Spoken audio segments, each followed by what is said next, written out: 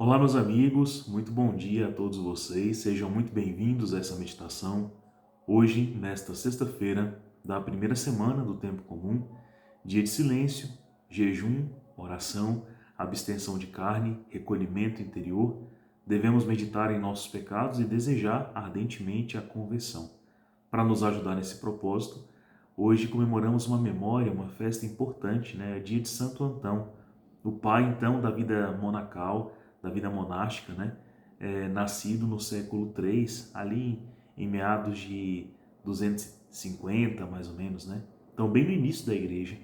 E por meio de sua vida, seu testemunho, iremos aprender o que Jesus deseja nos ensinar no dia de hoje. Então, o tema da nossa meditação hoje permanece ainda sendo vigilância e oração. E São Paulo introduz o tema de uma maneira maravilhosa ali na carta de Hebreus 4, versículos de 1 a 5 e versículo 11, onde ele deixa bem claro que essa questão, né, de manter a nossa vigilância, manter o coração sempre alerta, ela parte do princípio de a gente preservar como um grande legado aquilo que tem sido tão caro.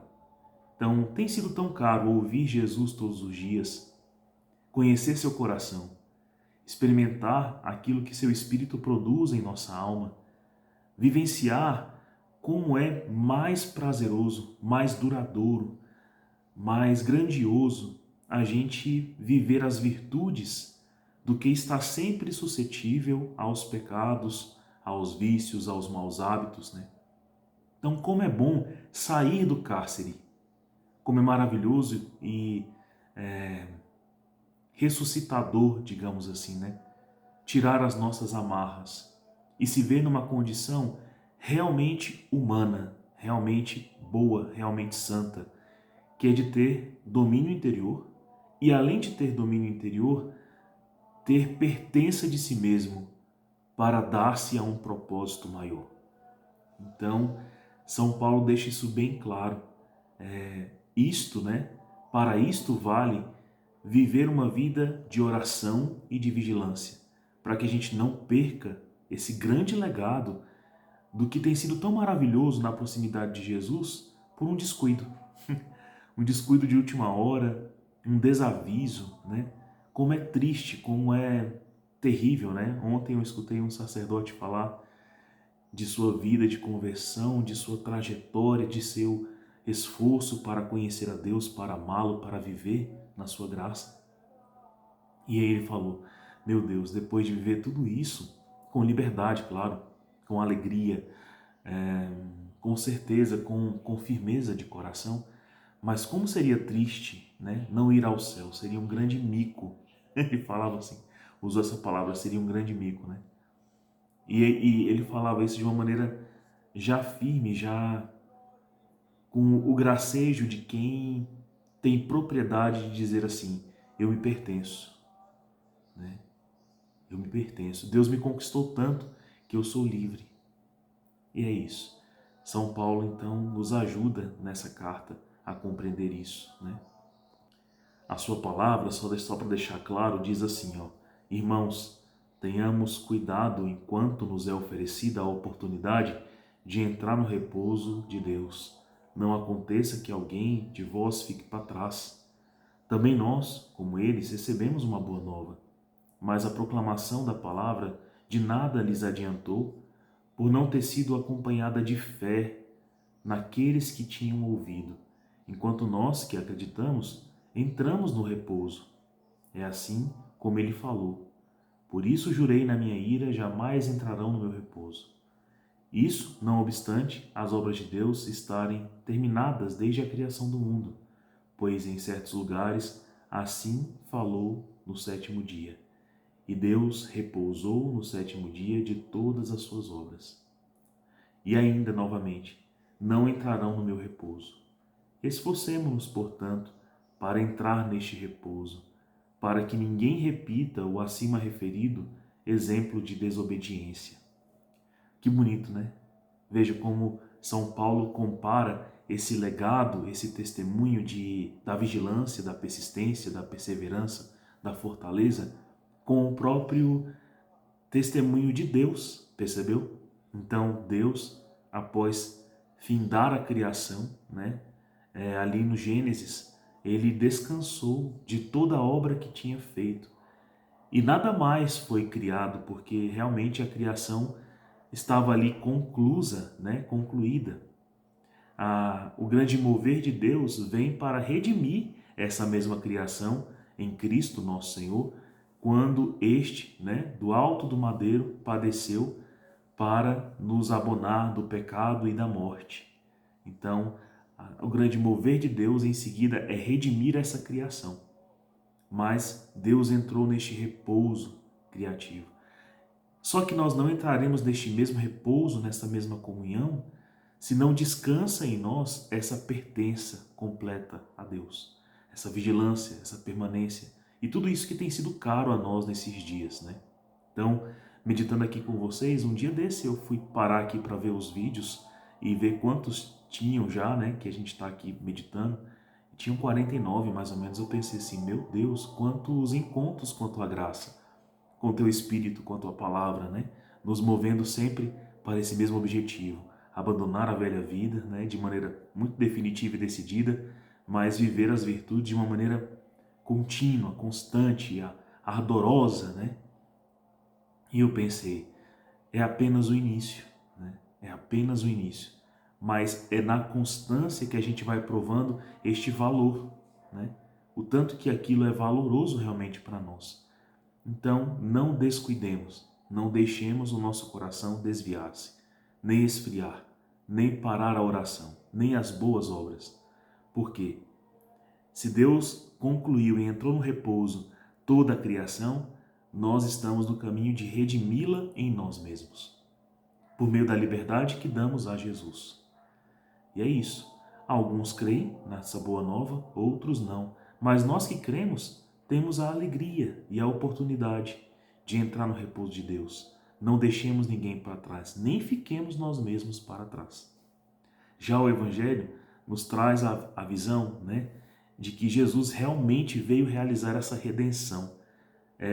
Aqui, na narrativa de Marcos, acompanharemos aquela mesma narrativa que meditamos algumas semanas atrás no Evangelho de Lucas, sobre a evidência que Jesus dá para todos que ele veio para perdoar os pecados. Então ele perdoa diretamente os pecados, né? E o sacramentalizou isso na Santa Igreja, por meio do mandamento do sacramento da confissão, dando, né, aos sacerdotes dessa igreja, aos presbíteros dessa igreja, a capacidade para perdoar os pecados em seu nome. Então, vejam que coisa maravilhosa, né? Assim como Deus está num repouso, aguardando tal comunhão, Deus está ativamente também redimindo o nosso coração para que a gente também entre nessa mesma comunhão.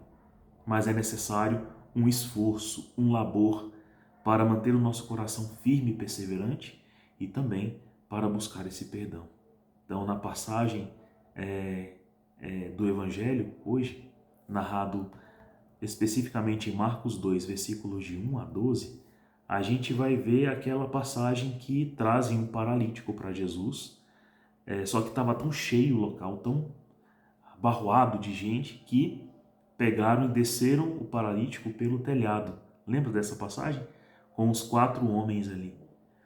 E, chegando diante de Jesus, vendo o Senhor que grande é a fé destes 4, ele anuncia, né, que pode perdoar-lhes os pecados. Isso gerou alvoroço e tudo mais, porque quem poderia fazer isso, né, seria alguém que estaria tão à altura da obra de criar.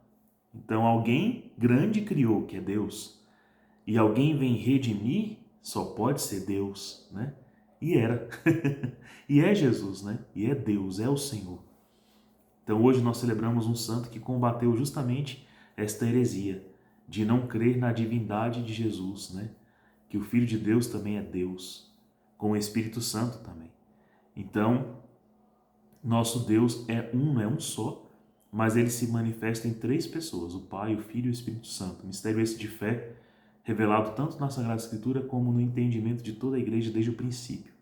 Jesus mesmo disse, né? Eu sou um, né, com o Pai, e no Espírito Santo ajo, né? E vos dou meu espírito, nossa natureza, nossa essência, aquilo que em nós quer gerar cura em vocês. Então, aqui nós vemos que Jesus manifesta isso, ter o poder para perdoar pecados. No versículo 8 se diz assim, ó, Jesus percebeu logo o que eles pensavam no seu íntimo e disse, por que pensais assim em vossos corações? O que é mais fácil dizer ao paralítico, os teus pecados estão perdoados, ou dizer, levanta-te, pega a tua cama e anda?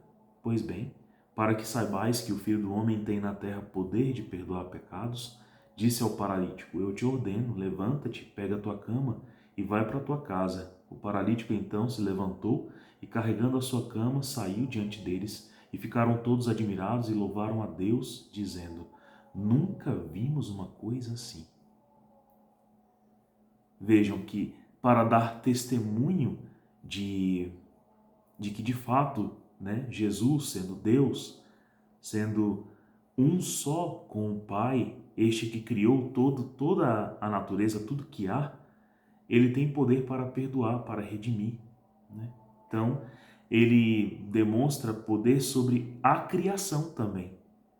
Então, ele fez com que aquele mal, aquela doença, né, fosse embora e o homem fosse devolvido a uma condição anterior ou desejada de saúde, né? Então, Jesus manifestou muitas vezes isso, ter domínio sobre a tempestade, sobre as ondas, sobre o mar e estabelecer, né, ordem, bem, verdade, né, de maneira a expulsar definitivamente qualquer mal ali presente.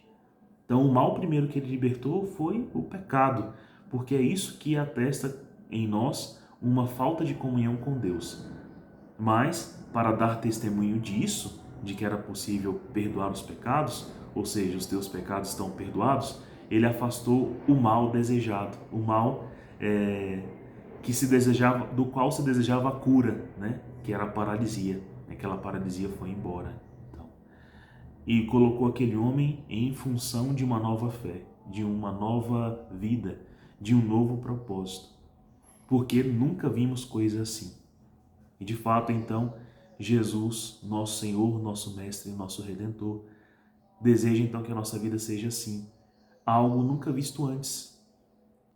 Ou seja, que de tão firmes, tão fiéis, tão tocados na sua graça, tão crentes, tão amorosos, né, tão curados, também nunca se veja, né, coisas semelhantes ao que se pode fazer em nós, né? Se verá em nós coisas que nunca vistas antes.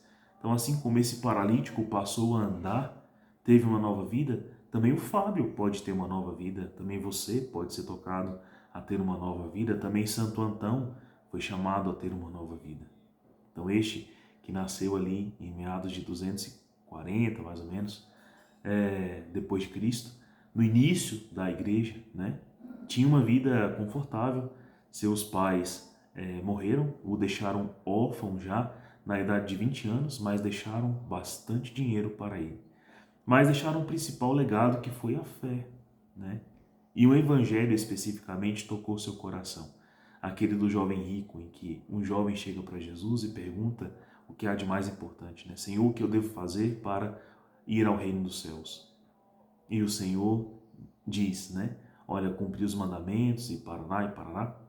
Ele fala, esses eu tenho observado, né? Desde o princípio, desde a mocidade. E aí Jesus fala, para você então falta o que falta aos perfeitos, né? Para ter a perfeição, vai, vende todos os teus bens, dá aos pobres, depois segue-me. Então, Santo Antão se viu tocado na disponibilidade que Jesus esperava daquela alma, daquele coração, né? Que era de desapego total. E nesse desapego total, com certeza, seria impossível a pessoa viver por suas concupiscências. Então, se abandonam os bens, não se tem concupiscência dos olhos. Se abandona a obediência, não se tem soberba da vida. Se deposita a Deus inteiramente, principalmente na castidade, então a pessoa não viverá a concupiscência da carne. Santo Antão viu nisso uma grande lógica de vida, né? E ardeu em seu coração o mesmo chamado. Algo inaugural até para toda a Santa Igreja, mas que se vive até hoje, né?